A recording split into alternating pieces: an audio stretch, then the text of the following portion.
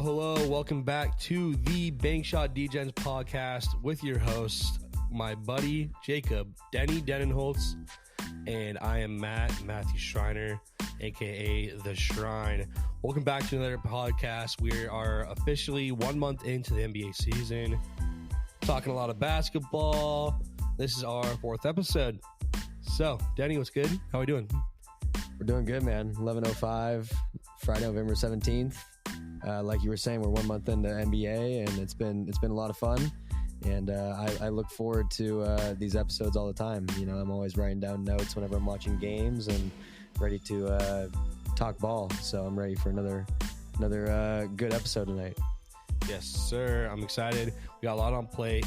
Before we get to that, I want to touch a little light on a little topic that's close to me and Denny and all our other fellow Cougs out there. For those who do not know, Washington State University and Oregon State University went to a court appeals in Colfax. Colfax is a little town in the state of Washington. It's part of Whitman County. So they had a little scuffle with the departing Pac-10 schools and with the Pac-12 lawyers as well. And they went to trial to see whose interpretations of the Pac-12 bylaws were correct. And good news for me and Denny and all of us other fellow Cougs out there, the judge ruled in favor of Oregon State and Washington State. The Oregon State lawyer killed it. And so the Cougs and Oregon State, as of Monday, will have complete control of the Pac-12 as the only two governing board members of the Pac-12. But yet again, as expected, we had University file a appeal to the Supreme Court of Washington to try to upheld their current restraining order kind of deal. So I just want to shine some light on that real quick. Go Cougs all the way. And getting into the podcast, getting into some NBA that I know you guys are here to listen to. Denny, what are we doing? So, you know, we're going to always start off every episode giving our updates on our teams. And for those that don't know or are new to the pod, my team is the Phoenix Suns and Matt's team is the Oklahoma City Thunder. So we always kind of check in with those teams, see how they're doing, kind of give our thoughts. We're going to do that, kind of talk a little bit news around the association.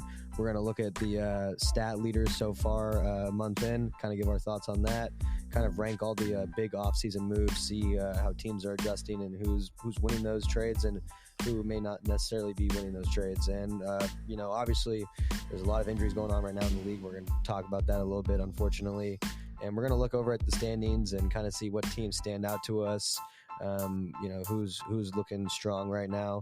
And then we're going to obviously finish it off with a little in-season check-in in the tournament and our rookie roundup. So we got a stacked episode tonight, and I'm excited to get going. Denny, let's waste no time. For those who've been back to the show, we are going to be having this tradition on the show. With Bank Shot Degens for a while, you might have noticed those colors up there on the logo. But we are going to be taking a shot at the beginning of every single show we record till our Seattle Supersonics get a shot coming back to this great association we call the NBA and get their shot back. Undefeated since 08. Today's shot we got today is something called a duck fart. This is my grandma's favorite. It's a little Kahlua, Bailey's, and some whiskey. So, Denny, to the Sonics, baby. Bring it back. Bring it back. Duck fart.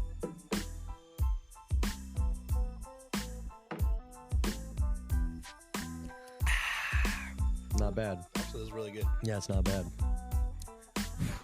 Wow. All right, well, getting right into the NBA. I will start off and talk about the my Suns. Let's hear it. They won tonight, so they're 6-6. Won a close game against the Jazz. Book played. I think that was his 4th game of the season. He looked really impressive. Matt, I think you were right. You know, in our first episode, we were kind of having that talk about who was going to be the facilitator for the Suns, really carrying that team. Obviously, you know, it's been a small sample size, and the big three of him, KD, thank you very much. Here's a beer for you, sir. Thank you very much. Of him, KD, and Beal or Book have not all played together yet, and so we haven't been able to fully see it. But when Beal and KD have played, I don't feel like Beal has necessarily had that facilitator role. He's more of just a scorer looking for his shot. Book has been doing really well facilitating. He had 14 assists tonight. or I think 15 assists tonight. So you were right on the money with that. But besides tonight, going back to Bradley Beal, he's now out for 3 more weeks with a low back strain. We'll talk about that more in a minute. But they haven't even been able to play all together yet, that big three. And so, the chemistry isn't there, is obviously not going to be there yet. And so it's going to affect the team a little bit. They need him back. And even when Beal came back, his first game, he didn't look too good. He played a little bit better in the Laker game, but the Suns overall have been having a tough stretch. They've won by 1 in OT to the Bulls, who are not a good team right now. There's a lot of rumors around them and Levine being gone and changes needed. So it's not really a good look there. They lost to the Lakers, but that was a good game, seeing KD and Braun going at it. And as I mentioned, Beal looked a lot better. We can talk about the Thunder game if you want, Matt. I really don't got much to say. Beal was awful. I think 6-17 from the field, 0-5 from 3. I'll let you kind of talk about the Thunder and the stats of that game. But overall for the Suns, they're hanging in there. KD's doing his thing. Book, when he's healthy, he's doing his thing. They just need Beal, and they just need some more time to keep improving. Do you have any thoughts on the Suns? Anything you want to tap in on, or do you want to just go right into your Thunder? No, I'll have a lot to talk about the Suns, but I'm going to kind of talk about them in further things are going to go on. Okay. Yep.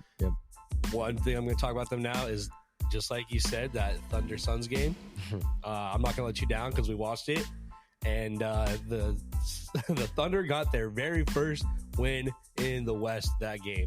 So before that Sunday night, the Thunder were 0-4 against Western teams and 6-0 against the current Eastern teams that they played. Let me cut that part out real quick. I need a burp. Excuse me.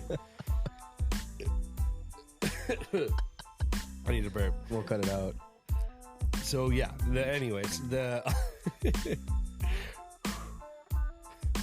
We can just cut this all out. Take your time. Yeah. Take your time. Okay. Yeah.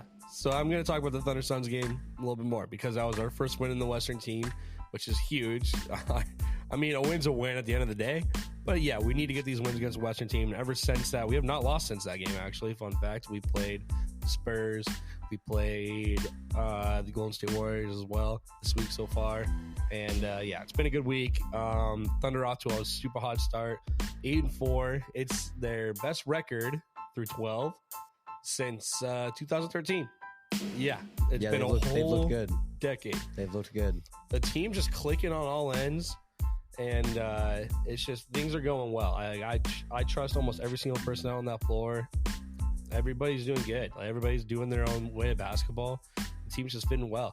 I thought Shea's obviously not doing as well as he was doing last year, but his production still hasn't cut at all.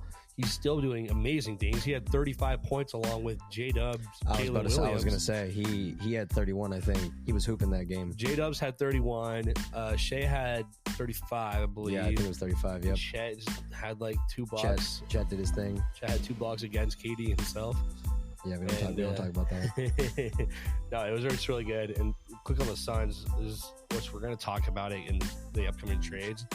I'm going to talk about Nurkic a little bit coming up. Oh, yeah. I think we both have stuff to say about Nurkic. I'm saving that also I'll be talking about Nurkic. The offseason moves. Yeah. Yeah. No, we'll get plenty of talk on Nurkic. It's okay. Excited about the Thunder. Great things to come. And still early. We're 8-4. But I'm taking this, and I'll talk about where they're at in the league in the conference standings later. But for all those doubters out there, and I'm also going to talk about a very special matchup, which was Chet versus Wemby last Tuesday on TNT primetime, baby. But I'll get that to later. Yep. Well, that wraps up kind of us giving our little recap of our team so far.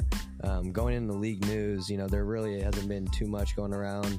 A smaller kind of news is Daniel Tice signed with the Clippers. Welcome back. He's been kind of a role player, kind of just bouncing around teams. So we'll see what that really does for him. The main kind of news is the action going on with the Golden State Warriors and specifically Draymond. Matt, what can you tell us about Draymond's actions recently? He's losing it. We knew this man was dumb. okay, to start the season, Draymond was injured. He's talking shit on the side of the courts during the first game. Yep. And they're like, oh, fucking, just Draymond. Draymond's had some stupid stunts over the years, between kicking my man, the big Kiwi Steven Adams, in the groin. R.I.P. to his children he's never going to have. Yep. And to stepping on Domantas Sabonis. I think that was about a year ago, 2 years ago. And, yeah, Draymond, there's no lie. He's bad. But for those who did not see, so a couple nights earlier this week, he played the Cleveland Cavs, and he got ejected after he already got one tech from Donovan Mitchell, and then Donovan Mitchell came up and pretty much body checked him like crazy. And obviously, Draymond's not going to take that shit at all, and so he comes through and just absolutely just starts ripping one apart at him, and he gets another tech and he gets ejected. So that's what started off this week. Take us back to a couple nights ago. It's Minnesota Timberwolves and Golden State Warriors. And shout out to my boy Clay for getting scrappy out there. I forgot who it was, but who was just on him. It was Jaden McDaniels. Jaden McDaniels was on him. Literally tore Clay's jersey. You could see Clay's jersey torn out. But I'm not sure that's exactly Jaden McDaniels or just a giant scuffle that happened. But, Draymond sees his boy getting trampled on, and he comes up and jumps on Rudy Gobert, who's trying to pull off Jaden McDaniels. He did a running jump right there. He did a running jump. And it's so funny because I hate Rudy Gobert and I hate Draymond Green. And it's just so funny. Rudy Gobert's not a likable person either in this league. No. He's like the one that, he's the big reason. Like, I'm not saying he's responsible for all COVID, but he's the one that started the whole sports. Why the fuck are you doing that? Oh, we don't even need to get into that. Yeah, that was during the last game of the season. It was during the Thunder game. Yeah, that's right. Thunder Jazz. Yep. And I was watching it delayed, and they're like, "Oh, everybody was COVID." Everything shut down. That was it. Yep. Anyways, fast forward. Yeah. Rudy Gobert's still a bitch. It doesn't matter if he's on the Timberwolves jersey or the Utah Jazz jersey, but still a bitch. And so we came back. It's just, Draymond completely choked out Rudy Gobert. It's just the funniest image ever. Because you see Clay walking out with his jersey just almost ripped in half. And Clay just got ejected. And now Draymond is on a 5-game suspension because of this. He deserved it. It's so funny. I've seen so many. Wild. Yeah, I've seen so many things that have said that whenever Curry's out, Draymond just does anything in his power not to play. He just doesn't want to play. Honestly, it felt like most of the time Draymond's not playing when Curry's out. Yeah, I mean, it kind of feels like it. Or he's doing stupid shit like that where he's thinking of any possible way that he can get his ass out of the game. Yeah, so he can't do anything without Curry. That's the only reason why he can do anything. Because he'll pass the ball to Curry and then Curry scores. So, then he feels like he did something. Yeah. It's all Curry, though. And so other than Draymond just being Draymond, a little bit extra, too much Draymond, nothing else really happened around the league other than some injuries, which we're going to have in a completely different segment because there's a lot to talk about there. Yep. And I don't think there's any other news really coming up. Nah, let's go ahead and go look into our stats, kind of the current leaders so far through a month. Looking at a lot of these names, there's some big time stats going on. We got 3 guys. Basically, we got 5 guys who are all averaging 30 right now in the league. Yep. Looking at that list, Matt, are you surprised anyone stands out? I mean, kind of seems like it's the usual 5. Yeah, it's the usual 5. The order's a little bit different. One, put a start next to Steph Curry because he's out missing some time. Surprised that Tatum's not up there. I mean, I don't know what Tatum's probably averaging, Yeah, actually, I don't even know what Jason Tatum's averaging. I don't know what he's averaging, but it's got to be up there. I'm going to check that out right now. Not too far down the list. SGA's down there somewhere. But still, so number 5 on this list, we have Nikola Jokic at 29.7, KD at 30.1 at 4, Luka Doncic 30.7, tied with Stephen Curry at 30.7 as well. And leading the league right now, points per game, is JoJo Trust the Process Embiid. Yeah, no, it's interesting. There's nothing. Yeah, no, I'm just gonna keep it simple. There's nothing. And looking at this list too, we have Jokic at 29.7. We have Donovan Mitchell right behind him at 29.9. We got SGA at 28.8. Yeah. Giannis, Tatum, Maxey are the top 10. Wow, Maxey's up there. He's almost averaging 27 a game. Tyrese We're gonna Maxey? get more. Yeah, we're gonna get more into Maxey later. But just looking at some stats right now, he's almost averaging 30, and he's shooting 95% from the free throw line. This is gonna be a great year for him. Anthony Edwards is right below him. So these are all just great stats. A stat that I want to just mention, I was telling you off air before we started, was looking at the assist leaders. We got Tyrese Halliburton leading with 12.5 assists per game. He's been playing huge, lights out right now. He's playing like an all-star. I didn't necessarily expect this much production out of him. It's crazy right now. Dude, these Pacers are doing so good. Tyrese Halliburton's young, really young. He's just leading this Pacers team, man. You're killing it. I'm really surprised at Tyrese Halliburton. He's doing it all over on both ends of the ball. He's really good defensive piece, and he's just being a facilitator out there for his team, making sure everybody gets involved. And so, real quick, total assists per game, we got Tyrese Halliburton at 12.5, Trae Young at 11.1, Jokic with 9.2, LaMelo Ball with 8.3. Actually, shocker right there. I think that's the biggest shock I'm on the assists per game here. And then Luka at 8.1. And then going into rebounds, not too shocked.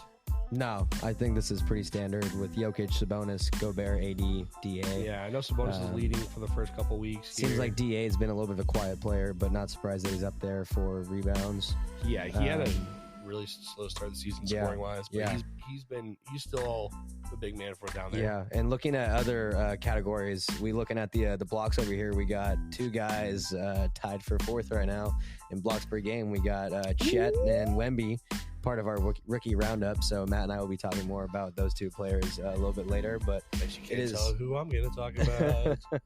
It is crazy to see that both those guys are up there for blocks per game already. Just shows how dominant they are in the paint. And above those two, we got Rudy Gobert, Mr. Get Choked Out, or Get Out, 2.3. And then Brook Lopez at 2.9 and Anthony Davis at 3.5. It seems like Brook Lopez, even as he gets older, maybe produces less, gets the ball less. He still is a defensive anchor down low. He doesn't age. What are you talking about? He can still drain it from three even. He does. He's still good. No, Brook Lopez is good. Everybody on that Milwaukee team can rebound. Even Dame's taking those mid-range. He took some lessons from Russ out there. Yeah, taking those mid-range rebounds. Like he's still out there. Crashing the boards a little bit more. Really good rebounding team out there in Milwaukee. Steals per game. My boy SGA, Shai Gilgeous-Alexander, leading the league with 2.6 steals per game. That's what he's almost averaging 3 steals per game. The man's killing it. And then former Thunder Paul George at 2.4. Jalen Suggs goes Zags at 2.2. Herbert Jones for the Pelicans at 2.1. And Donovan Mitchell at 2. Yeah, I was mentioning this earlier. It's impressive that Herb is at 2.1. I feel like he hasn't even played that much in the season, and I feel like you have to do a certain amount or play a certain amount of games to be able to be kind of on this list. So I'm surprised he's up there. Didn't realize Jalen Suggs was a defensive player like that. Again, 2.2 up there. So that's impressive too. Game winner against UCLA in the NCAA. Crazy. March Madness. That was a crazy game. Yeah, he's a good defensive point guard. Yeah. And looking up here, I'm seeing in a lot of different categories a common person, and that's Luka. I mean, Jokic is obviously up there and a lot, but Luka's up there for points. He's got a good amount of rebounds for himself. He's got he's averaging assists, and for 3-pointers made, obviously Curry's at 62, but Luka is second with 50. Yeah, and Tim Hardaway Jr. is third actually with 45. Yeah, and Tim Hardaway Jr. has been a great role player for the Mavs, and I think that's part of the reason why they've been so successful this year. We'll get to more of that in a minute. But looking at 3-point percentage, Matt, your boy's at 1 right now. Cason Wallace. And I'll be honest, I think I said this in the last podcast. I was not excited when we drafted Cason Wallace just for the fact that OKC has way too many guards. Right. But I'm really excited. I think his role, he's been fitting his role well, I feel like. He has. And he's actually gotten some very valuable minutes. It's not like he's just like being a second unit necessarily. He's out there with Shea now. He's out there with Josh Giddey and everybody, and he's making some big moves out there. I'm really excited for him, actually. So yeah, he's absolutely efficient out there. The other person that's not on this league that's really efficient, my boy Isaiah Joe. He just went 7 for 7 last night against the Warriors in the 3-point. We got our season high of 19 3-pointers made. So everybody on that entire, everybody in that Thunder team could shoot threes, except probably Kendrick Williams and Jay Will. Yeah. Those they're probably the two worst in my opinion.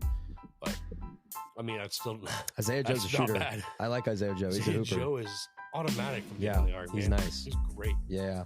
I like how the Thunder always kind of have guards like that. Another guard back in the day who I really enjoyed from the Thunder, Anthony Morrow. And, oh my God, dude! I forgot about Anthony Morrow. And he was knocked down.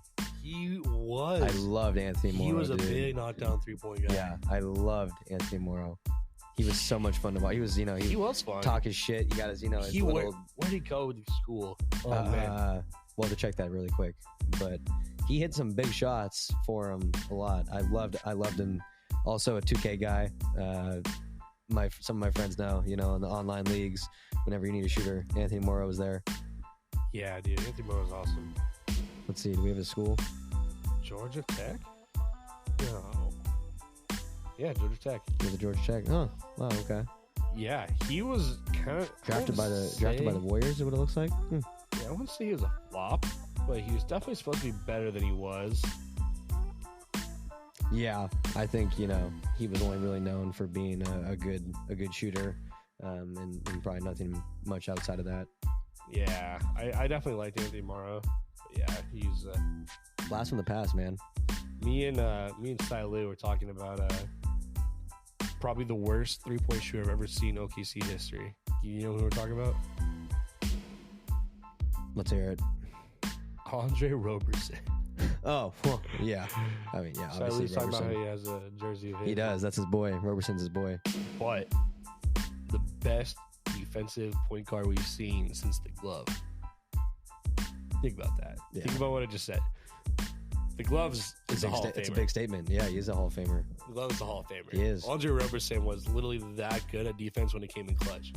But the bad side, nightmares from having Andre Roberson, because literally you want him out there in the final minutes to just be absolutely clamps down. But then he would get the ball and then they would foul him and he couldn't make a single freaking free throw. It'd be so tough to watch, dude. Literally the worst shooter I've ever seen in my life. Yeah. But yet that man made millions just because he could be that. Lockdown. This is proof that you do not need, if you're really good at defense, you do not need to be a shooter. Yeah. Yeah, wow. Anthony Morrow, man. Blast from the past. Looking at any of these other stats, anything else that kind of stands out to you, Matt? We're both a little bit degenerates, and so me and Dunny are actually both in 3 different fantasy basketball leagues. We're in 2 of them together. 2 of them we're in together. Yep. So we have a fun stack of fantasy points per game. Who are your top 5 performers in fantasy points this year so far? Just standard fantasy points, nothing too crazy. We got Nikola Jokic at 1, 62.1. Are you shocked? No. Absolutely not. No, absolutely not. This man's in top 5 in 3 or 4 of these categories. Yeah, I mean these guys just all fill the stat sheet, Joe Embiid, points per game leader. Yeah. You got SGA, Luka. SGA is this high because of the steals per game. Or not? Well, yeah, right. He said he's averaging over 28 per game, but he's almost averaging. He's close to averaging 3 steals a game, which is huge. He had 6 steals the other night or something like that. Yeah, no, those are huge fantasy points. Yeah. And then the person that so it goes SGA, then Luka, and then the person that finishes off the top 5 is Halliburton. I think another reason why Halliburton gets so many points, not only is his assists, but he doesn't get many turnovers, I don't think. No. And he's been efficient from 3, and he's had a couple games, I think, where he's knocked down 4 or 5 plus threes. He gets a lot of turnovers. Kevin Durant. Who looks a lot like Kevin Durant? Who also gets a lot of turnovers? Let's hear it. That's a talk for talk for later. That's a talk for later. Talk for later. But I think that wraps up our stats, kind of our league leaders. So that was kind of a fun little review of that. That's the stat corner, we like to call it for now. And I like that stat corner. I like that. And you talking about that guy, Tyrese Halliburton. We're going to have a segment coming up. It's called How About Tyrese Out in the East? Yeah. And yeah, what Tyrese we talking about? Some big Tyrese is what we'll be talking about. Yeah, we'll be talking about that soon. All right, Denny. Moment you've been waiting for.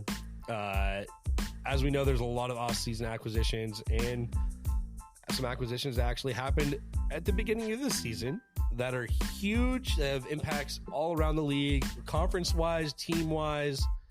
So we're going to rank them from what we like, what we don't like. Right. So, Denny, kick it off. Yeah, so we're going to start off with the three-team trade between the Celtics, the Grizzlies, and the Wizards. To kind of summarize that for everyone, the Celtics were able to get Kristaps Porzingis from the Wizards. The Grizzlies were able to get Marcus Smart from the Celtics. And the Wizards got Tyus Jones and Danilo Gallinari. And so in terms of that trade, I think obviously the obvious winner of this trade was the Celtics for getting Kristaps Porzingis. I think this was a great move for them. Like I mentioned before, this really gives them the ability to kind of have that in and out game. And it really opens the floor because he can also spread the floor and hit shots from behind the three. I think he's best fit to be like maybe a second or a third option on a team. Back in Washington, he was averaging 30 a game, but they weren't doing anything. I don't know. I feel like just him being able to play with maybe a good guard or a good couple guards like he has right now, guys who can kind of facilitate, create their own shots, being able to kick out to him, give him the ball when they're down low if they double team the guards outside. I just think it's a really great fit for him in Boston. And I feel like he can be more efficient too. Doesn't have to take as many shots to get 30. Yeah, he's getting more efficient out there. He's getting a resurgence. I'm really proud to see this. Yeah. That man, I forget exactly what year it was, but it wasn't too long ago when that man won the skills competition in the All-Star Weekend. All-Star Weekend. Yeah. Like he was so good. He's a good player. And I'm excited to see him doing good. And I'm not sure necessarily love it in Boston. They don't need any more rings. No. But he's shooting 41% from three right now. So he's very efficient. So obviously the Celtics have won that. Looking at the other teams, the Grizzlies, the Grizzlies have been kind of a mess. Obviously, Jaw's out. Yeah. Marcus, I don't know. He'll be back soon, though. He'll be back soon. They've, I think, been 2-8, 2-9. And now they have Smart out for 3 to 5 weeks with an ankle injury. So it's just been a little bit hard for that team. But Smart in general has had kind of a slow start to the season. Hasn't been necessarily as much of a facilitator as they've wanted him to. It's really just been kind of the Bane Triple J show. But Triple J's had a couple games where he hasn't really produced. I think Desmond Bane's been weird too. And Desmond Bane, I guess you could say the same about Bane. So it's been a tough start for that team. What, they start 1-8, 1-7? I think so. Yeah, I don't even know who their second win was against. I know their second win is against the Clippers, wasn't it? Oh my God! Yeah. Yeah. It was we'll get to more about. Yeah, we're talking That's about right. that. Yeah, no, we'll be talking about the Clippers in a few minutes. Jeez, yeah, God. Okay. Anyways, yeah. Any other thoughts on Kristaps or Marcus Smart? This trade, I think the only part that benefits this trade is the Celtics. Yep. For the fact, I like Danilo Gallinari actually. He's just another forward Thunder. Yeah. Danilo. There's a lot of those. Yeah, he's but Danilo's a good shooter. Like he was a really good shooter for us, and he still is a good shooter. That's why he's still in this league. So it's not like that's why he's valued in this trade. He can shoot. Just like those Isaiah Joes, Bertans, just those people who come off the bench like, okay, I know these people can make a basket when we need it. Right. So that was a good trade. But yeah, I think it's just worked out lucky for the Celtics that Porzingis is becoming his old self again. I do believe a part of that success has to come from the Celtics system itself because they just have a lot of support over there. I think they'll be great. And so we have Jaylen Brown and you have Jason Tatum, and it's a good team. I'm excited to see them. Strong team. Yeah. It's a good season for them. Yeah, that's all I got for that. Yeah. Well, that kind of wraps up that trade. Going into the next trade, we had the Suns Wizards trade where the Suns acquired Bradley Beal and the Wizards acquired Chris Paul, Landry Shamet, and then their 7th overall pick, Bilal Coulibaly. Looking at this trade, Matt, Coulibaly, looking at this trade, what are your thoughts? Nothing too crazy.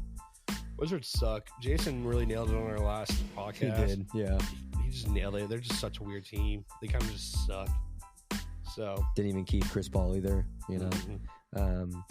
And it's just been such a small sample size with Beal too. He's only played 3 games. Yeah. So you really haven't been able to see much. It's been inconsistent. Beal's been inconsistent. He'll be good, but that night when he came back, when there was no D-Book. Yeah, when it was the Lakers. He did good. The Laker game. Yeah, the Laker game. Yeah, he had a good game. He had really 24, I think, that game. Yeah, he had a nice game. That was a big game. Yeah. That's when Matt and I were watching that in the back of, what was that bar called? The Little Red Hen. The Little Red Hen. Shout out to the Little Red Hen. Shout out to the Little Red Hen, a little old country bar. A little honky-tonk out there in Green Lake, Seattle. And then there was me and Matt in the corner just watching the Lakers Suns. People swing dancing out there. We're just we're just freaking out about the Lakers Suns. Yeah. And the dude just kept asking for money to play songs. But anyway, they were a good band. Yeah. Anyways. But nothing crazy. Not too much to really say for that Wizards trade. I'll tell you this. I did really expect more out of Chris Paul. Like, I honestly thought he wasn't as washed. I won't say washed, but right. He's still being effective on the floor. I wish I saw more rather than him just trying to be a passer anymore. Like, he can still score, and I don't think he realizes that half the time. He's just trying to be the best passer out there. Which he's good. He's like already really high on the all-time assist list. So, but I expect a little bit more from Chris Paul. Jordan Poole is not great, and I don't think he ever will be or ever was. But Corey Kispert's team out there. Yeah, no, we'll kind of see how that goes. Moving on from that trade, going on to the next topic. I know you and I are looking forward to talking about this one. Let's talk about the swap of bigs with Nurkic going to the Suns and DA going to the Blazers. Who do you want to start with? You want to start with Nurk or DA? Start with Nurk. Okay, I'll let you start off talking about Nurk. What do you got? What are your thoughts on Nurk so far? He looks like a bum. Like, he really does. Dude. He's not looking good at all. No, it's been disappointing. Not what I remember him being in Portland at all. No. I don't understand. I think I know a lot of it's with Aiden trying to get paid and all this stuff. The end of it, and wanting to get out of Phoenix. Phoenix. Yeah. But this did not make your team better at all. I know you think you did. Prime Nurk, he's good, but like, it's still, I don't think, better than even the last 2 years of Aiden. Even now, Aiden, he's still top 5 in rebounds right now, and right, like you said, and yeah, no, Nurk's had a rough start to the season. I mean, he's shooting 39% from the field. As a center, you cannot be shooting 39% from the field. That's atrocious. I saw a stat last night. Well, yeah, you know who's leading him from that? You know who has more points in the paint than Nurk? Let's hear it. SGA. SGA. Total points? SGA. He's got more total points than him. Out of the top 10. So the top 10 in the paint scores. Top 10 in scores in the paint, right? Yeah. Shea's the only one that's not a center or a big man in that list in the top 10. Like, he's just so good at attacking the rim. His package is nice. I'll glow about SGA. His combos, his dribble moves are nice. But so Nurk is really struggling there. He's really struggling defensively, I feel like, more than anything. And I think defense is the Achilles to this Suns team. They're literally doing so bad defensively. Their backup units are doing good. KD's like always been iffy on his defense. So I'm sorry. Yep. It's either he wants it or he doesn't. There's no in between with him there. And then obviously you don't know Beal and Booker because there's no consistency there. Nurk, bad defender. It's one of their main issues is like you could score as much as you want, but if you're letting the other team come down and get buckets every possession, you're going to be in a close game, which I feel like every game they've been in has been close or they've been blown out. They've never blown out a team, I don't think, yet. Suns have Eric Gordon, right? They do have Eric Gordon. He's a good perimeter But like, he doesn't get that many minutes. Like, you're not going to want him out there all the time. Yeah. You're a perimeter defender, but that's like you want guys like Beal and Book to be out there, but they're not working as hard on defense. You want KD, who's probably doesn't even bend his knees sometimes on defense. He just watches some guy. It's frustrating. It really is the Achilles heel. I like that point you made. It really is the Achilles heel of the team. Yeah, and they just keep on losing. These, like you're saying, we talk about their losing streak. And going back to Nurk, he really just is a liability. I've seen better play, honestly, out of Drew Eubanks, their backup center. Drew Eubanks, yeah. He's only averaging 2 less points than him, and I think he's shooting 67% from the field. He's played better minutes than Nurk on many occasions. And he can defend better. I mean, and he defends better. He was killing us in the OKC game. He's played better minutes. Yeah. So I don't know. I don't know if, maybe having the big three play together and the chemistry, I don't know if that'll make him more effective or efficient, but right now he does not look good. So yeah, based off that, looking at DA is just in a really crappy team right now. DA's in a tough spot. Yeah, I mean, I don't think it's his fault. It's a rebuilding team, and a lot of their guards are hurt. A lot of players are hurt. Scoot's also not played good despite being hurt. Yeah. So the way I would describe DA is he's been playing well.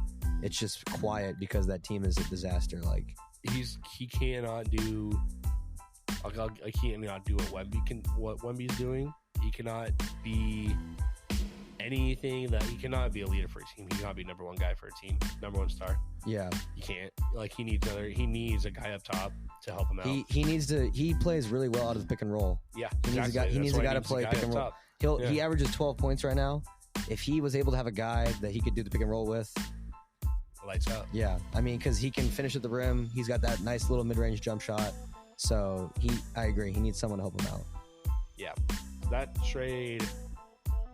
All in all, I think we can give it some time, but I think the Suns are losing this trade more than anybody else right now. Yeah, Portland did exactly what they planned to do. Like they got exactly what they wanted out of it, pretty much. Right. Like, they might have thought that DA was going to be a little bit better, and they definitely thought that Scoot's going to be better. Yeah. But like, you're not in a position where you need these guys to perform right now. So, right, it's whatever. Yeah. Going into the next kind of multi-team trade, let's look at the Bucks, the Celtics, and the Blazers. That whole trade, where Dame is now on the Bucks, Drew Holiday's on the Celtics, and we have Malcolm Brogdon and Robert Williams on the Blazers. Matt, let's start off with Drew Holiday on the Celtics. What do you think of him in Boston so far? It's been good. This Boston team is doing really good. There was a lot of talks about that trade, saying Drew is the undervalued piece in this trade, and it's true. It's true. I think he fits that role very well in Boston. He's out there proving it. Yeah. So he just replaced Marcus Smart and doing better than what Marcus Smart's role was. I like that point. Exactly. He's a defensive guard, and he's a better shooter than Marcus Smart. Look at Marcus Smart. He's not doing that great right now in Memphis. He's not. No. He's shooting 29%, I think, right now. Marcus Smart is from the three. Yeah. So not efficient. But going back to Drew Holiday, though, yeah. Drew Holiday's, I feel like he's a fan favorite. Everyone loves him. Yeah, that's true. And he's just such a great player. I mean, defensive mentality. He's a great facilitator. He's a big guy. He can finish at the rim, and so he's just got that whole package. Really great player. And like I said, I think he really fits well in that Boston offense. He'll facilitate with all those great guys on the team. Yeah. It's a perfect fit, and it shows right now. These guys are rolling the Celtics. So we'll see if there's anyone out there that can really kind of slow them down. But yeah, Drew, as far as keep going. Yeah, sorry, keep going. No, I was just gonna hop into Rob Williams. Oh yeah. Brogdon and Rob Williams going to the Blazers. Well, obviously now we know that Rob Williams is out for the season, getting another surgery on his right knee. That's tough. It really is tough. I like Rob Williams. Second knee, right? I think it was the same knee. Yeah, second surgery. Knee. Yeah, right knee. That's horrible. Second surgery. Back to back. I think seasons. Athlete, I guess. Yeah. But I really like Rob Williams, and I think he's a good player. So it's tough to see this happen to him. You know who he is, Rob Williams? The Suns. they could use anyone right now. They'll take one of his good Ds. Yeah. Well, we'll take his left knee. We'll trade you his left knee for Nurkic. We'll take his bionic right knee now, or whatever he's gonna get now for his second surgery. I wonder, do you think he'll what do you think his rehab's gonna like? Do you think he'll be able to come back? And I don't know. I don't know, like, the severity of the surgery. I don't think it's going to be great. Yeah, I feel like that's just really hard. Mr. Physical Therapy guy, can you tell me? I've done replaced knees. I'm not, done. Actually, I guess I have probably helped with post-op.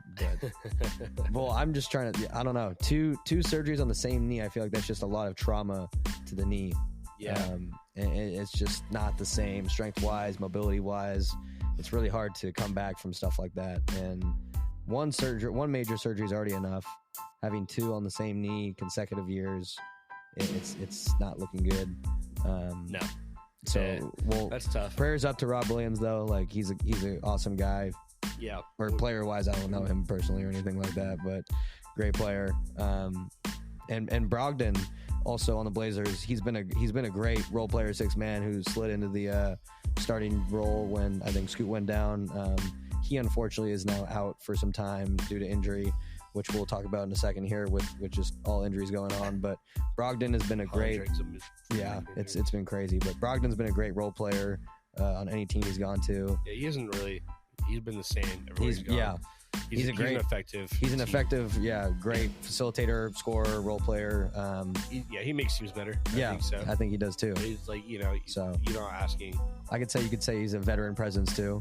Veteran presence. I think he just former six man of the year, right? Wasn't that him last year? Yeah, we talked about that. He's done he's gotten twice, hasn't he?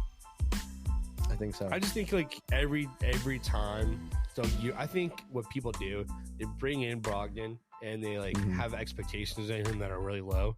He just always outperforms those expectations. Oh yeah, 100%. It's like my Tyler Lockett of the NBA. I feel like he's my Tyler Lockett of the NBA. I like that. The guy who they always say is super underrated. Yeah. Yeah, he's just being good, but he's gonna be continually called underrated. Right. He's still gonna be underrated. But we're gonna be shocked when he's doing good. So I think he's still got there. Yeah. He makes any team he's on better. Just him on the floor. So one last thing I want to say about the Blazers is shout out Kevin Calabro, their play-by-play announcer on Root Sports. Bring the Sonics back. For those of you that don't know, Kevin Calabro was the play-by-play announcer for the Sonics when they were here. Now does it for the Blazers. Stuck to PNW, thank God. Yeah, whenever you listen to him do Root Sports for the Blazers, it just brings back memories, and I love that guy. So bring back the Sonics, bring back Calabro. And then just finishing off that trade, obviously, let's talk about Dame really quick on the Blazers. What do you got for Dame? He's doing good. I think he's starting to get things big. He's getting things going now. Yeah. I think he's locked in. We all expected this. Yeah, we knew it was coming. Even Giannis had a first round start. Yep. I think Giannis came back and had like a 50-point game against the Pacers. They lost that game still. He had a 50-point game against the Pacers. Yep. And I think they're just gonna switch off and who's gonna have a good night, who's gonna have a great night, Right. I don't think it's like necessarily the same as these other places where it's like same people continually scoring 30 points together. I don't think it's gonna be that way. I think they're just gonna have games where Giannis is being insane. You just gotta keep him feeding the ball, and I think Dame's gonna figure this out eventually. And that's just part of being a team player. Dame will have nights where he's hot from three or from just shooting in general, and Giannis will realize that, get the ball to him. Yeah, I feel like they complement each other well. They both know Dame knows what he's there for. Yeah, Giannis has had plenty of games. Yeah, of just I'm gonna quick quote from Chet, because this kind of applies to Giannis for the fact Chet just had a quote the other day. Actually, he's like I'd why take 35 shots just to get 32 points? You know what I mean? Right. So he's kind of talking about just being efficient, because why not be efficient? He was getting some hate on of why he's only averaging like 12 something per game or whatever. It's like 15-point games or whatever. And I think kind of goes with Giannis. There's a lot in the last year especially, and a couple years ago before they won the championship too. Like, he just taking so many shots where he wasn't being efficient at all. I'm like, if you're not being efficient, like, he needs to learn to when he's not being efficient all of a sudden, get the ball away. And you're obviously, you take wide open shots. That's just expected. You take good shots. But if you're just going in and you have a good defender against you and you're just not getting them in, yeah, you have that extra support on the edge. And guess what? You have other big guys there in Milwaukee too. Brook Lopez is good. Like, you have both the Lopez brothers up there too, So it's like, yeah, you got plenty of people. Another deep team looking to make a come back to the playoffs or to the finals. So it'll be fun to watch. And wrapping up kind of our offseason move talk, let's just talk about another one here. The Warriors and the Wizards. Obviously, the Wizards got Jordan Poole. The Warriors got Chris Paul. You talked a little bit about Chris Paul. Matt, what are your thoughts on Jordan Poole in Washington so far? Jordan Poole, I'm gonna repeat myself. Wizards suck. Jordan Poole's something special. Looks horrible, facial hair. Did you see that video of him in the huddle? Yeah, where he's like not paying attention, and then he tries to look at the play at the end of the huddle when everyone's going back. That really is like a kid move. He is a kid. That really is I never thought he was going to be. I don't know if people thought this. I personally never thought he was going to be like a leader for a team. He's not a leader for the Wizards whatsoever. I don't know. Is out there. Yeah. COUGS is still a kid in my opinion sometimes. Yeah. I mean, there's a difference between saying like young versus like, yeah, they just act like children. Right. OKC has a young team. None of those guys are like playing, like acting like children. I don't think so. I'm biased, obviously, but like, correct me if I'm wrong. Like, they're all like being leaders out there as much as they can. They're playing professional basketball. They're trying to be professional. And yeah, I think right. Well, what's interesting about Poole is coming from the Warriors, you have so many great leaders. I mean, minus the whole Draymond thing. He was the youngest kid on that team. Right. He was treated like a kid in that team, in my opinion. Yeah. It was like, let daddy do his shit. Let Curry shoot. Let Draymond talk his talk. Right. Let Clay be daddy's favorite friend. Yeah. Well, it's only going to hurt him now even more because he doesn't have like a leader or veteran to look up to. No, and he's not like the veteran either to look up to. Corey Kispert's not a leader. I love him, but he's not a leader. No. So who else is on that team? I don't even know. Gallinari, I guess. Yeah. Tyus Jones. I only know these names because they were all traded there. Daniel Gafford. Yeah, there's no leader on that team. It's kind of a joke. Yeah, I really have nothing to say about Poole. Kind of all the same shit. A kid. And then Chris Paul, you kind of hit it on the head. He's just become less efficient. The shots that we've seen Chris Paul be able to make over and over again are not going in. I think he's really just there to try to be a floor general for that second unit. And at times he's done well with it. The stats might not show it, but I think the main thing for him is just facilitating, getting those assists, getting the ball moving for that second unit. Any other thoughts on the Wizards Warriors trade before we move on? No, it's killing them. I'll talk about the Warriors when we get down to the Western Conference. Okay. I do a little bit on them. Okay. I have no bit for the Wizards. I'm just gonna say ditto to Jason what he said last week. Yep. He said they're a weird team. He said they're a dumb team. Right. I still think they are. They've done nothing special. Yeah. So well, that wraps up our off-season move rankings, and now going into what we were talking about earlier. Not the off-season move, but the early season move, and obviously a big move we have to talk about is the James Harden move to the Clippers. Matt, do you want to start us off, or do you want me to go with talking about the Clippers and Harden? I'm just gonna say they started 0-7 with James Harden.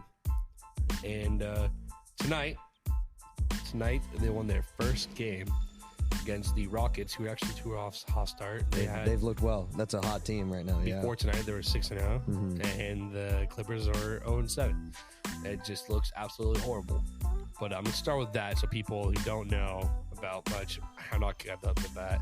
Yep. They lost. They give They gave the Memphis Grizzlies their second win of the season.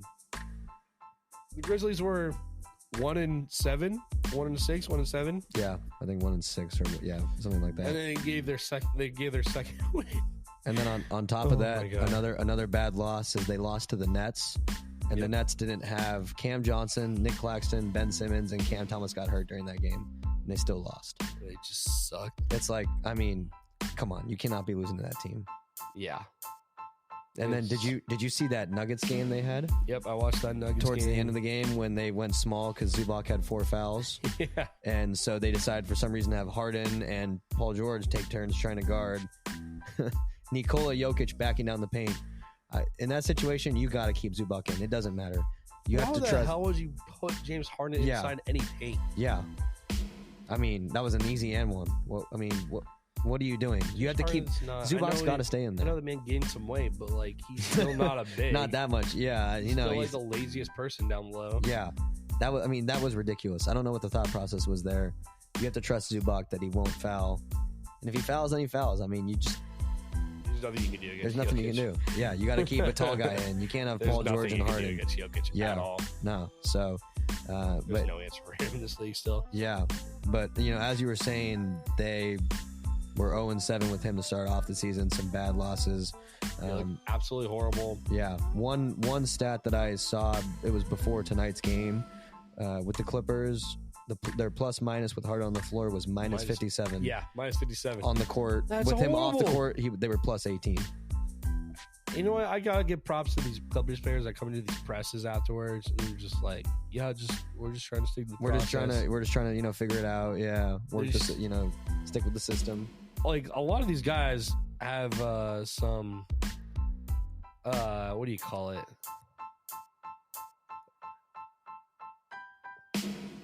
You got it. What do you call it? Fuck, we're gonna cut this part out, but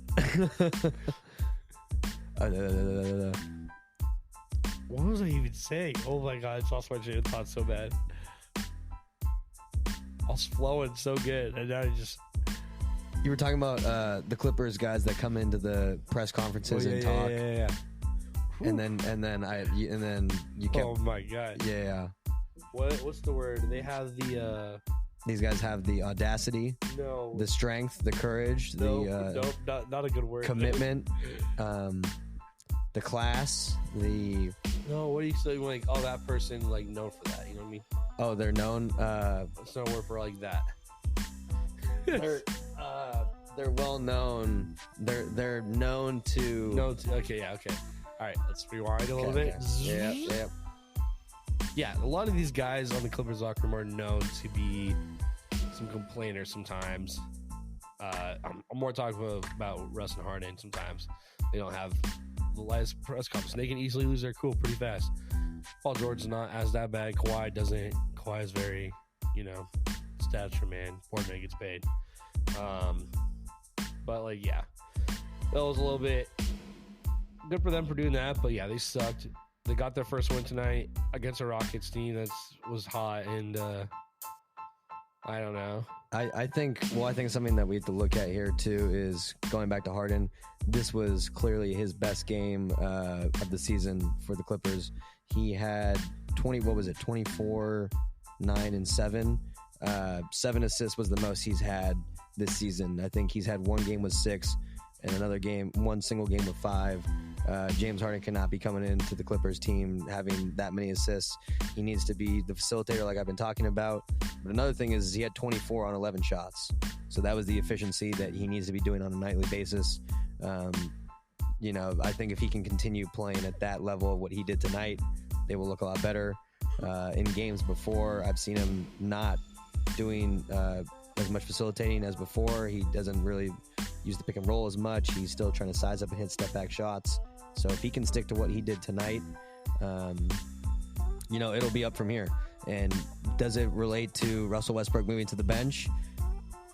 What do you think, Matt? Well, yeah, because we just got news this morning about how Russ came up to coach Ty Lue and pretty much asked to come off the bench because that's very selfless ball. Russ wants to win. How can you not love this guy, man? How can you not love number 0? Yeah.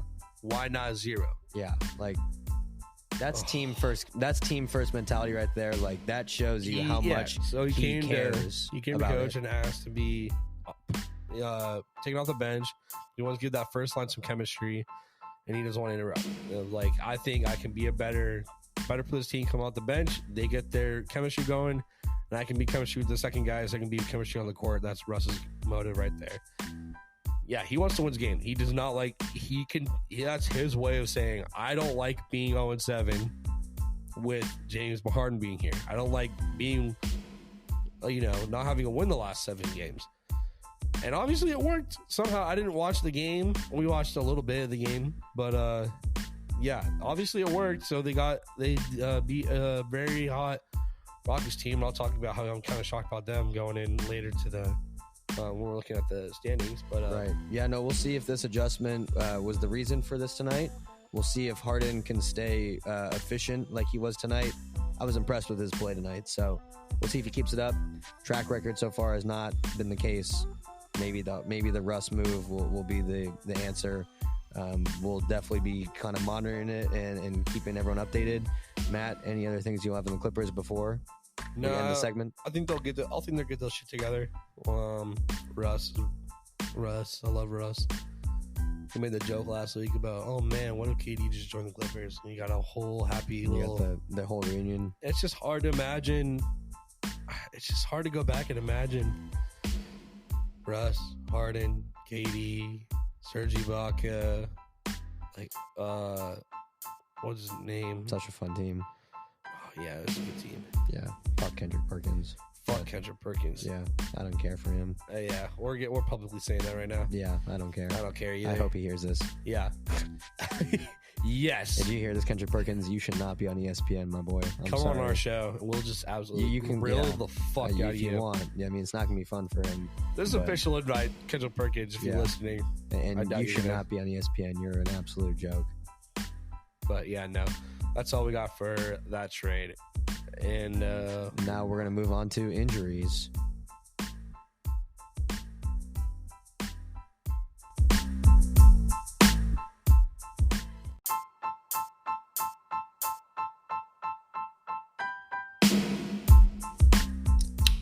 Matt, I don't necessarily like talking about this topic. I just feel like it's been pretty prominent a month into the season, and I just kind of want to get our thoughts on it. But I'll just kind of start things off. The topic of injuries. We talked about it in the last. We talked about it in the last episode. There was a lot. It seems like in the week or so span since then, there's been even more severe injuries. I mean, I'm looking at this whole list I have right here.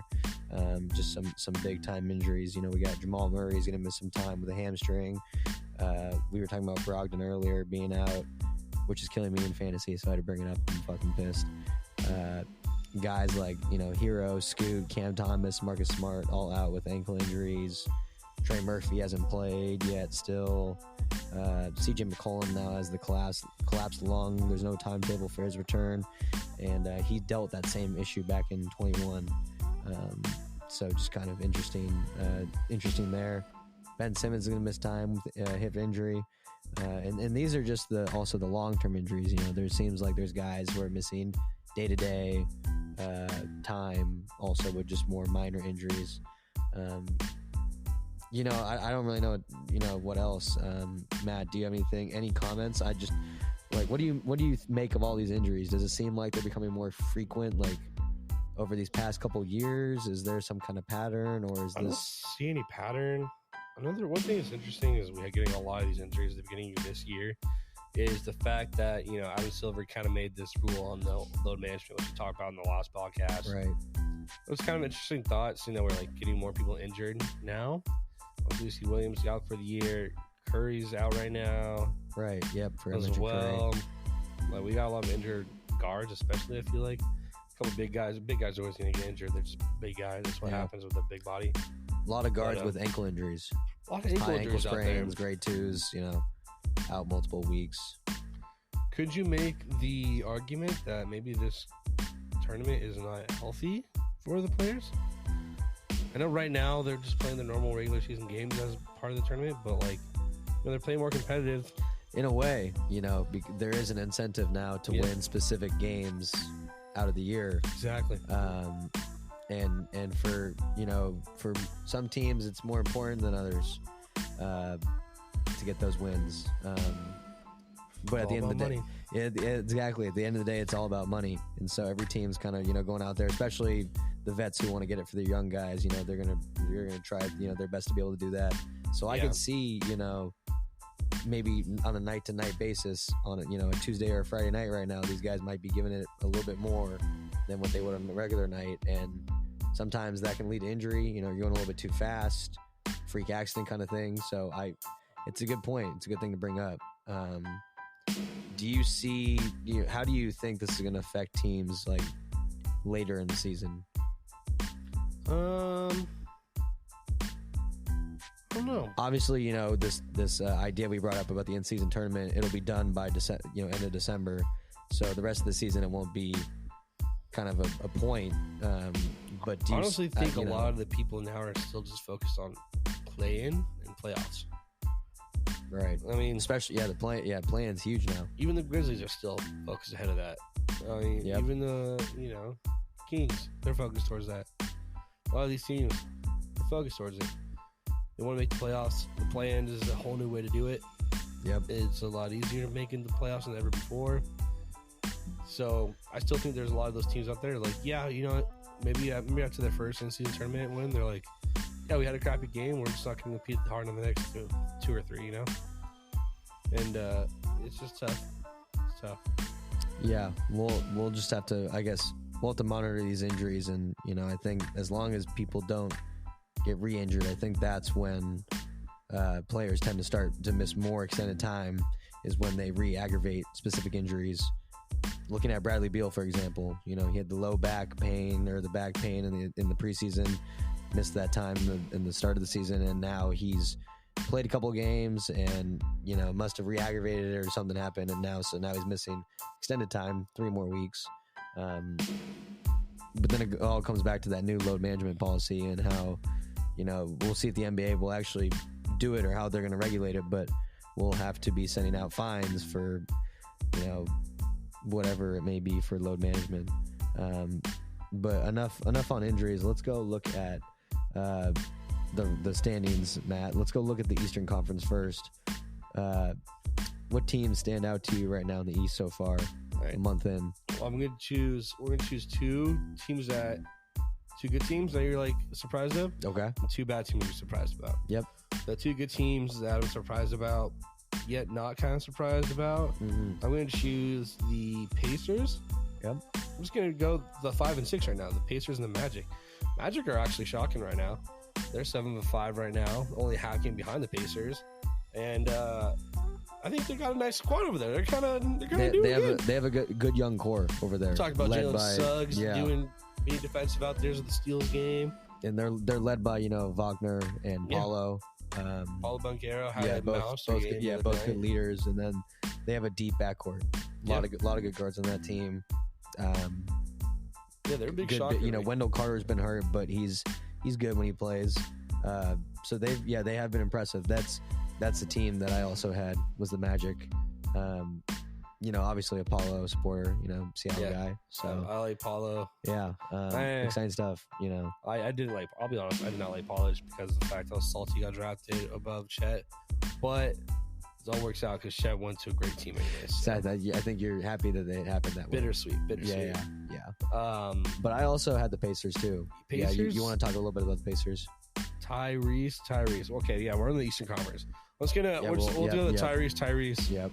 Tyrese out in the East is the headliner for the day. So when we mean Tyrese out in the East, we got Tyrese Halliburton out of Indiana, and the Pacers are just killing it. Tyrese Halliburton is absolutely killing it with this team. He's scoring points. He's assisting. He's running the floor. Just a huge floor general. He's getting everybody involved. And Miles Turner out there doing good. Andrew Nembhard doing good. Big time. Yeah, just a great floor general. And efficient. No turnovers. Not really many turnovers. Who am I thinking of? Starts with an M. Benedict Mathurin. Benedict good. There was good young Buddy core. Hield. Buddy Hield is their oldest player. They're on that team. Yeah. coming off the bench. Yeah, they have some good pieces on that team. Yeah, and like I said, they've had some good wins. They had a huge win against the Bucks last week, right? Where Giannis scored 51 points, and they still not killed them. They won the game. So they're my two good shockers, two bad shockers. Give me your two bad shockers first.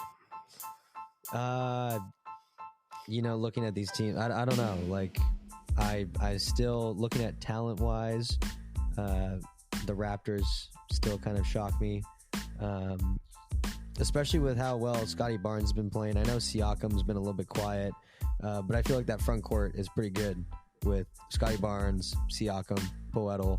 It seems like Dennis Schroeder's been playing, good minutes for him. The guy who I'm kind of waiting to step up a little bit, but he's also been dealing with a little bit of a foot injury, is Gary Trent Jr. Yeah. I was expecting a little bit of a jump for him this year with Van Vliet being gone. I also have bigger expectation for OG Anunoby. Yeah. Oh, yeah. He's, yeah. Same. No, I expect the same thing for OG. I'm a little bit surprised by the start. Obviously, it's early, so we'll see if these guys can step it up. But it just seems like they're kind of inconsistent right now. That's one of my teams. Matt, what is one of your teams? I'm just gonna. I'll go with the Bulls first. Zach LaVine's really good. DeMar DeRozan's still really good. There's actually news that they're open to trading these two now. Yeah, it sounds like they're shopping them. Yeah. So it looks like they're shopping them. Zach LaVine's still really good. I like Kobe White out there. Yep. They've some good teams. They're just not doing good. Nothing's clicking. Zach LaVine can't do it all by himself. Other than that, I really don't know why they're doing bad. I don't have a good, obviously I want to see Billy Donovan succeed, but he's not doing good right now. But they kind of shock me. They're 4-9. Obviously, plenty of season left. They could easily come back from that. I mean, you have the Key who had a horrible 0-for-4 start, right? 1 for 6 to start the year or whatever. And now they're on a 7-game win streak. Well, not 1 for 6. I guess they started 1 for 4. Yeah. Yeah. I mean, the Bulls. I think for a couple of seasons now have been kind of in this 10 to 12 range most of the season and get their way in through the play-in. So I wouldn't necessarily say I'm surprised, but kind of going what you were saying, I don't know why they're in this position. I guess with the roster they have, I didn't expect them to be a top 4 or 5 seed at all. No, but I expect them to be better than what they're doing. Yeah, I could see, they should be at least top 9. In their 12th. With the roster they have, you have Zach LaVine and DeMar DeRozan, and then you have Nikola Vucevic, who is a beast down low. I guess you look at it, they are literally only 2 wins out behind that, 2 games. So. Oh, right, yeah. Being that level, so I guess So it's not that bad. Obviously this is small sample size right now, being a month in, 12 games in. And then Denny, my other team that's a big shocker for me has been the Detroit Pistons, just for the fact they also have a really, really young core. And they have Cade Cunningham, who's been really good. He's been one of the most efficient shooters as well as just score yield. And Asher Thompson is leading all rookies in rebounds right now, which is kind of crazy. And he's 6'6". We'll go 6'6". Yeah, we're going to be talking about more of that in a minute. Yep. Yeah, absolutely insane. Jalen Duren's been good. He's been hurt for a little bit, but he's had a great start this season. And they're still waiting for Bogdanovich to come back. He's a great role player, but I would agree with you. At least from the stats that I've been seeing, I thought that they had more wins than 2, especially with the way Cade's been playing. And even other role players, like Alec Burks can be a scorer for him. So they have a solid team, young core that's still building chemistry and learning. So we'll see. Looks like they're on a 10-game losing streak. So maybe we'll see what happens with them. But going back to the Tyrese segment, let's go talk about the other Tyrese for a second. Mr. Tyrese Maxey. Initial thoughts, Matt? Harden's gone. Maxi's been taking over, and he's killing it. He's been amazing. He's been an all-star. He's killing it. I expected him to be good, but not this good. Yeah. He dropped, what was he? He dropped 50 one night? He dropped 51. Yeah. He's doing it. I mean, he's with JoJo. He had some sort of quote kind of talking about Harden leaving. He said he was ready. Yep. Or something like that. He was ready to take the number 1 spot. He was already practicing. He's been working. I mean, he's been, Maxi's been like one of those guys I feel like that's been in the gym 24/7. He's been working his ass off. He has. He's a humble guy. He knows what he needs to do, and I mean, it shows. It's a good Bucks team out there. He has developed a really strong one-on-one game. His size-up ability, his ability to blow by his defender, adding that with already his facilitating. Him and Embiid are. It's a scary duo. Yeah, and they're 9-3 right now. They're right behind the Celtics, head of the Bucks. They're second in the East right now. So second in the East, Celtics are first. The Tyrese boys over in the East are both playing really well right now. Tyrese in the East. For those who don't know, the Tyreses are Tyrese Halliburton and Tyrese Maxey, and they're just killing it. They're young boys. They're on their teams. They're just out here. So we're definitely gonna have some updates with for Tyrese in the East. But that will wrap up the East. Let's go over to the West. Best in the West. Best Denny, in the West. Give it to me. 2 best shockers. What we got? One of them cannot be the Suns.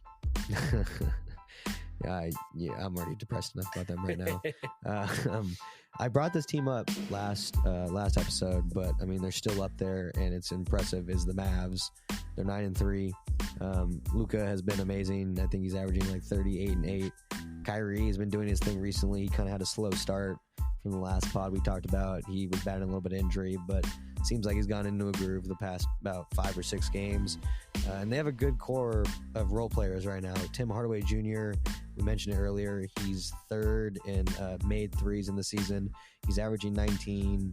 They have guys who, can kind of turn it on a, nightly basis. It kind of will rotate between, Grant Williams, guys like Derek Lively, even Josh Green or like a Derek Jones Jr.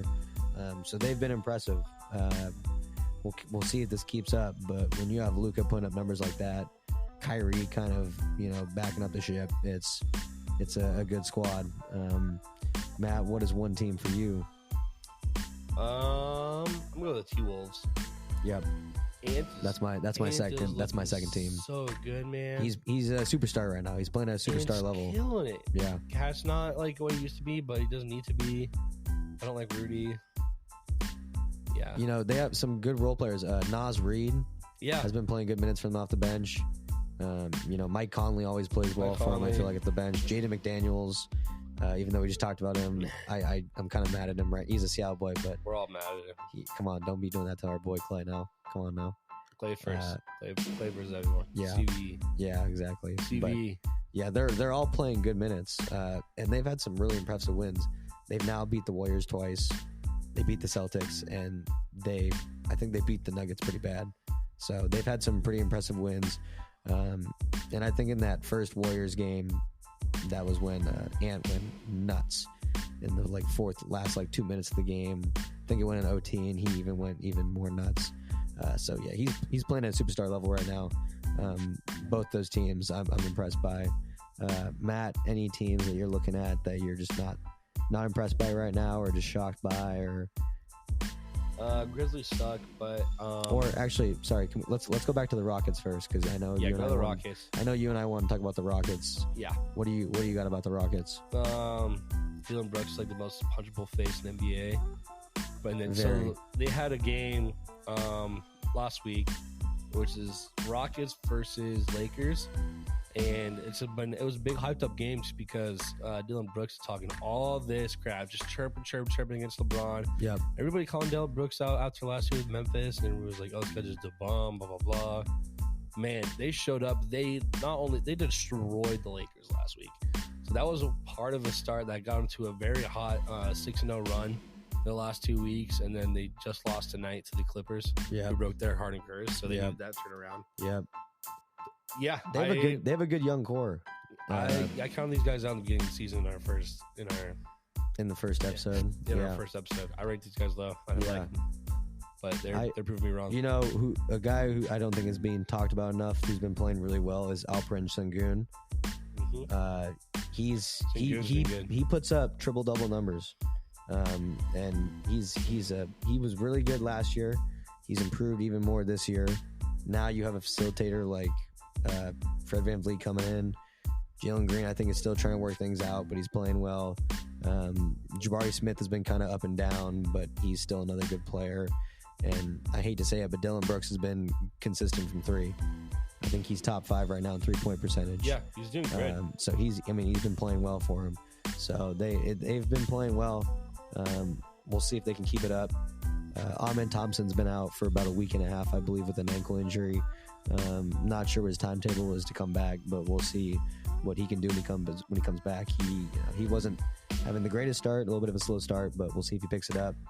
His brother, on the other hand, has been playing nuts, but we're about to talk about him a little bit more in a minute. So, Matt, going back to any teams that you've been shocked about, or any team you want to talk about who's not doing so hot right now? I'll just talk about briefly the Grizzlies. They kind of suck. Yeah. Ass. I thought they were going to be fine without Ja. No, they're not good without Ja. Ja will come back. They'll be fine. Yep. They should pick it up when Ja gets back. Yeah, I'm just not going to go into too much depth with them. They're not looking good, but they'll be fine. Yeah.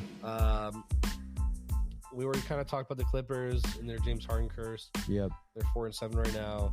You know, dropping those 7 losses with 6 of those losses, I guess, with Harden. And rant about the Warriors. Oh yeah. So weird thing about the Warriors. So they have 4 players now that have all scored over 20 points. Curry, obviously, but now he's out. You have Saric, scored over 20 points one game. There's him.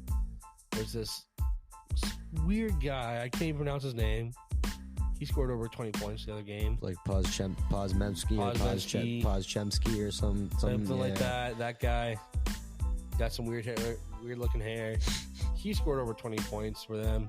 And then last night, Kuminga scored over 20 points for them. Well, you know who's not on those lists? Draymond Green, obviously, because he's too busy getting suspended and being injured. Yep. Klay Thompson. He's coming back from one of the worst injury of his life. Yeah. Which Clay's had a little bit of a slow start. I hope it's just a slow start. I hope it is too. No, I hope it's, Go Clay, go Cougs. Yes, sir. Go Clay, go Cougs, as always. I think he'll figure it out. I think he'll figure it out too. Yeah, that team will be all right. Yeah, I think he'll be fine. But Andrew Wiggins looking so bad. He was a very key piece of their last championship run. It's like what I was talking to you about earlier. Wiggins has the tools, has the skills. We've seen what he can do, especially in big moments like in the finals. I don't know if it's like a system thing now or if it's like a mental thing. It's definitely not the skills and all of that. He's got the skills, he's got the talent, he's been there. So I'm not really sure what's going on. We'll see if he can pick it up. If he can't pick it up, when Curry comes back, he's another vital piece of that team.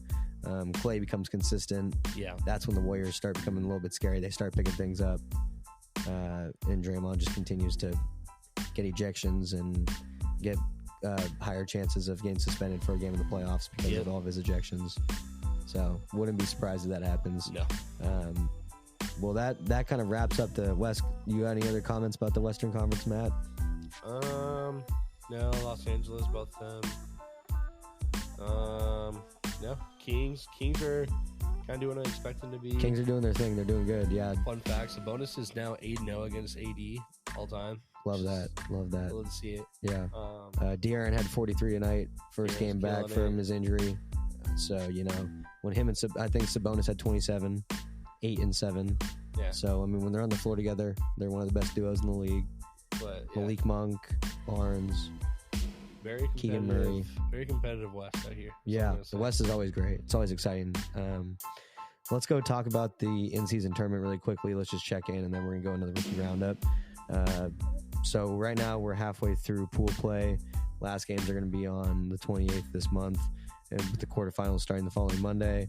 The top 6 teams right now from each group are the Pacers. The Bucks and the Heat are both tied for first in theirs. the Celtics, the Lakers, the Rockets, and the Kings and the Warriors are also tied in their group. Matt, if the knockout round were to start today, which of these 8 teams, like what team out of these 8 do you think would win it?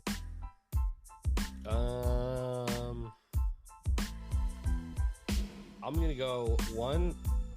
I'll take one from East Conference. Okay. I'm gonna take the Pacers from Eastern Conference. Okay. Looking absolute dicey. They'll chirp up with anybody. They're young. They're killing it. And then for the Western, I'm gonna take the Kings. Looking good. They looked good in all their tournament playing games so far. We've only done 2, but one of them is against the Thunder, and Thunder's shit the bed. Yeah. The Kings are looking good. I like the Kings here.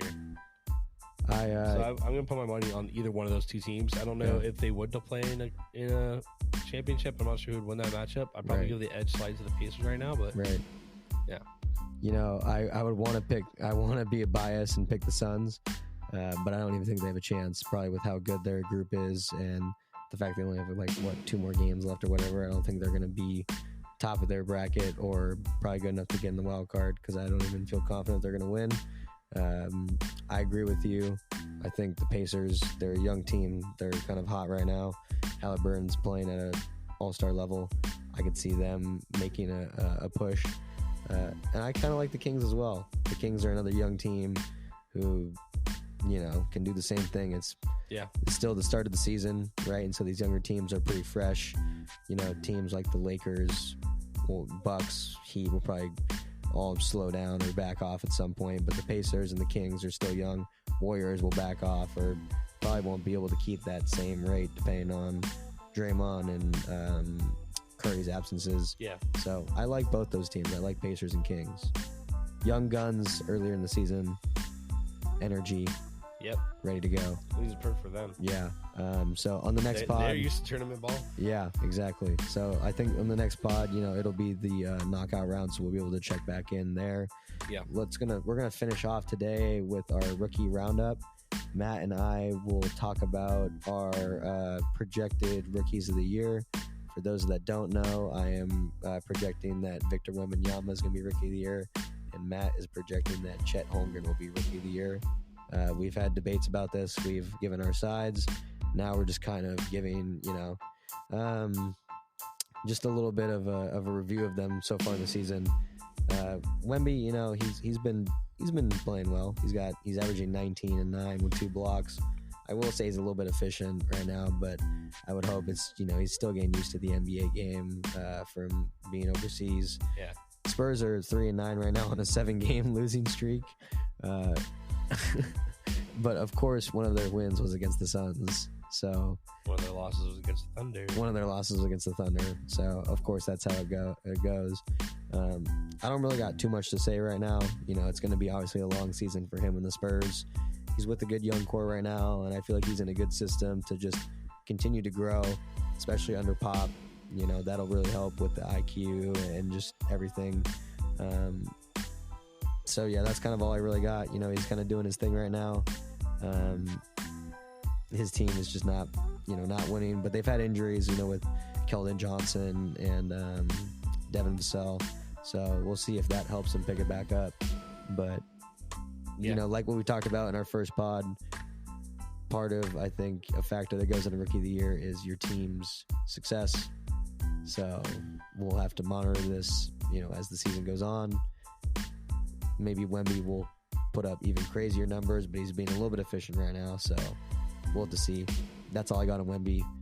Anything you got to add, or you want to go straight to Chet? Well, it's kind of crazy that a 6'6" guard is out rebounding him right now. Named Ashur Thompson. Yeah. We'll talk about him too. Yep. I'll talk about him before we talk about Chet. Ashur Thompson's killing it. Nobody expected him to do this. Just a reminder, he was the second brother taken of the Thompsons wins, not the first.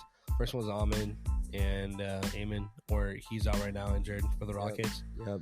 He's not doing bad, but he's not doing nearly as good as his brother. Ashur's doing really good out there, and but you think a 6'6" man out rebounding a 7'4" man? Obviously, it's not directly, but still, it's kind of insane. And so, But the biggest matchup of this week, in my opinion, I overhyped it. I told everybody. We had Chet Holmgren versus Victor Wembanyama on primetime on TNT this last Tuesday. And it disappointed. It was disappointing. Chet won the matchup. I'm going to say this. Chet won that matchup. Not only did he win the game, but he just won the matchup. Versus, I mean, he got a block off Wemby and stuff like that. So he hit 3 blocks that game, and he just did so good. Wemby just took so many shots, looked like absolute shit. And I'm still confident my results with Chet, and Chet was just like saying, like I was talking about that quote earlier. Do we know if there's a rematch? Do they get another shot this season? Could be an in-season tournament. I doubt it. But go back to that quote though. Basically with like, you know, something, because they were asking him like, oh man, you're only averaging blah blah blah points per game and you're not shooting it that much. He's like, why shoot 35? Why shoot 35 shots just to have 34 points?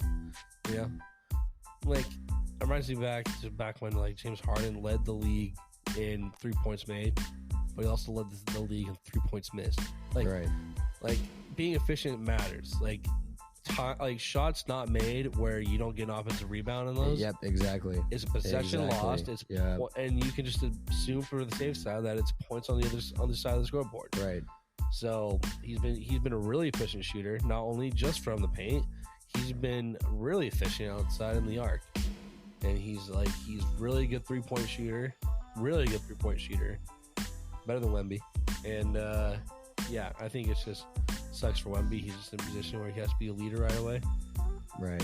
And so I think it's a different position to be in. Right. Everybody knew he had a skill. It's just like, oh my God, Victor Wembanyama. You know. Let's go look at their 3-point comparisons right now. What's Chet's 3-point percentage right now? 3-point percentage. Chet's at 44%. And Wemby's leading all rookies. Shit. And Wemby's at 28. At 27.9, yeah. About 28%. You know, like and I said, he averages more free throw attempts. He averages almost 2 more attempts than Chet, and he's like shooting 30%. Like he's shooting like over 15% less than Chet. He's just not doing it. He's just taking his shots he doesn't need. You know, he's still learning. And he's still learning. He's not. What I noticed is that he's not posting up at all, man. I think it's partially on his teammates. Like, what's cool is what's also nice is that he doesn't need to necessarily post up because Zach Collins has been doing really good for them. He just had 20 points in the first half today. I'm not sure what he ended up with. Yep. But like, he's 7'4", just toss it up really high. Like no one else is gonna fucking catch it. And it's so easy for him to post up, man. He turns around, no one can block him. And like his arms are so long, he turns around. Chet Holmgren can block him. He did. Did he? He did. He did. He did. If you know, you know. If you know, you know. Also, Victor's good, but he just has a lot of growing. That's what I'm going to say with that. And Chet, I'm really happy with. They play the Thunder again at home Wednesday, January 24th. Oh, so we got some time. We will. I was not able to watch the Tuesday game for all the listeners out there, but Matt, if we can, we should watch that game. Yeah, we'll watch that game. Yeah. This first matchup was disappointing. Even they were saying it. Even the announcers are saying it on TV. Oh, I bet. Yeah. I mean, it was. It's probably one of the most hyped up things for good reason. But Chet's being super efficient. Yeah. He's, him and Wemby are averaging the same amount of blocks. Chet's just being a really efficient shooter, and Chet. I really like Chet actually. He's been really efficient on the passing game too. He's looking for his teammates, man. Like everybody on that Thunder team is really rolling, tossing around the ball. Like they were just absolutely lights out. We can trust anybody from the arc over there. It's a good team. It's a strong team right now. I think Chet. Yeah. I also just think Chet gets a benefit of doubt of just having a good team around him to help him out. Right. And Victor doesn't have that. So right. Yeah, well, that wraps up kind of the Wemby and Chet. But going back to talking about Asar, what you were talking about earlier. Yeah. Right now, he's 9th overall in boards. Yeah, and he's number 1 among rookies. He's 6'6". He's 9th overall in boards. as of this morning, I'm assuming that it's probably still the same thing. He has the most boards out of any rookie, and it was like as of this morning, it was 20 more than Wemby. Yep. This guy averages a rebound more than Wemby. This guy is 6'6", and he's averaging 12 and 10 right now. He's literally almost a whole foot shorter than fucking Wemby. Yeah, you know. Oh man. And I mentioned it, I think, in the first pod when we talked about the Twins, but he was the MVP of the overtime elite league that they played in. I don't know why I always bring that up, but it kind of got my attention when I saw that. But obviously right now he's the better brother. I know the Pistons right now are 2-10, but they have such a strong core. I think this team's going to be a fun team to watch for years to come. Mm-hmm. But Star Thompson is making a name for himself right now. He's also a fantasy pickup. He was a fantasy steal for anyone that got him. I would try to get him on one of my teams if I can. To all you fantasy guys out there, you want guys who can fill the stat sheet. Okay, Star Thompson can fill the stat sheet.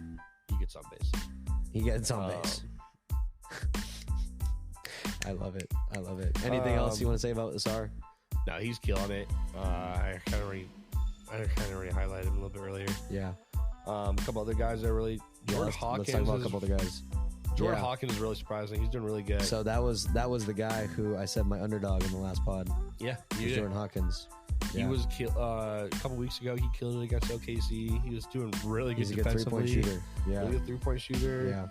Yeah, there's a good team with the Pelicans team that's actually looking pretty nice right now. And he's been playing minutes with when Herb Jones was out, and then now CJ's been out, so he's getting a lot of good minutes right now. Jaime Jaquez is gotten a lot more minutes lately. He's got 5 games in a row with 30 plus, I think. Yeah, so he's really he's been playing well too. I think he's had a couple 20-point games. Yeah, I'm not a big Jaquez fan. I'm not necessarily a Jaquez fan either.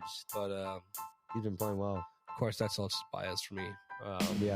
Another rookie on here who I like is Marcus Sasser for the Pistons out of Houston. That's what I'm saying. Like he was really good at Houston, and that's another good guard. That's another good guard for this Pistons team. This Pistons team has dudes. They're just not doing good right now. No, Marcus Sasser, he's played well for him because Jay Ivy's been out. Bogdanovich has been out, so he's been a guard for him. And he's played well with the time he's been given. So I think that's another guy to watch out for this season. Last rookie I want to highlight before we wrap up everything is Derek Lively the second. Yes, sir. Oh, yeah. I even mentioned this early in the first pod. I wanted him over Casey Wallace. I think he was going to be amazing. He's this tall dude. He's averaging 9 and 7 right now. That's really good. Yeah. With a block. Yeah. He's been playing well. He's playing so good. He's averaging 1.1 blocks per game. He's getting 24 minutes a game right now. And they don't have a lot of big dudes down in Dallas. Nope. No. They got, It's kind of, I think it's him and Kleba. Yeah. Maxi Kleba. Yeah. But Kleba, spaces the floor and is more of a shooter. So Lively, I feel like, is that guy down low. Oh, and then they have Dwight Powell. Oh, yeah. Yeah. So it's probably, Powell and Lively stay down low. Kleba likes to space the floor because he can knock down threes. Yeah. And then, you see the 1.1 blocks. He's being a good defensive presence for the Mavericks out there. And I think he is I wouldn't say the sole reason they're doing good, but he plays a good part. Yeah. So, no, he's really excited to see him out there. Yeah, I'd like to watch him this year. He's a whoa. No. Yeah, he's at a plus 62 plus minus right now. That's fire. They also have Markieff Morris. That's funny. How old is this guy? He's 34. Markieff. They got Keefe, man. Not Marcus. Not Marcus. Markieff. Markieff was on the Thunder. Markieff was on the Thunder for a short time, wasn't he? Yeah. That's funny. Gosh. Well, any other rookies that you want to highlight? Not really. One shout out Casey Wallace for leading the league in 3-point percentage. Shout out Julian Strother. He had a major game for the Nuggets the other night. Yep. He had a 20-plus point game. Yep. I'm finally glad to see him going to do good. Shout out to my Zags. One player that some fun news actually. I didn't mention this early in the pod. I see Brandon Miller up here, kind of just doing average for what we thought he was going to do. But huge news is Miles Bridges is coming back. That's right. To the Hornets. Yep. Only a 10-game suspension, which is could be a little loose. We'll keep on political and stuff. We'll skip the politics today. Yeah, we won't get into that today. So not only is he just got a 10-game suspension, and the Hornets coach said we're excited to have him back, and he's going to play a key role in their offense. So that's going to be big. Brandon Miller's going to lose some time there. Yeah, that'll be interesting to monitor. I think that's it, though. That's all I got. I still like Keontae George. Keontae George is cool. We'll see if he picks things up. Grady Dick, a little bit disappointing. Grady Dick's a little disappointing. I like Anthony Black. There's just a lot of guards in that Magic backcourt. Yeah. Trace Jackson Davis is whatever, I guess. Yeah. I'm surprised he's even on this list. I guess they have to include probably all rookies. So yeah, that's all I got for rookies. This has been a great pod, man. This has been a lot of NBA talk tonight. Yeah. It's been jam-packed. Yeah, so this is 1 month in. We're coming back around the time we're coming for the wild card.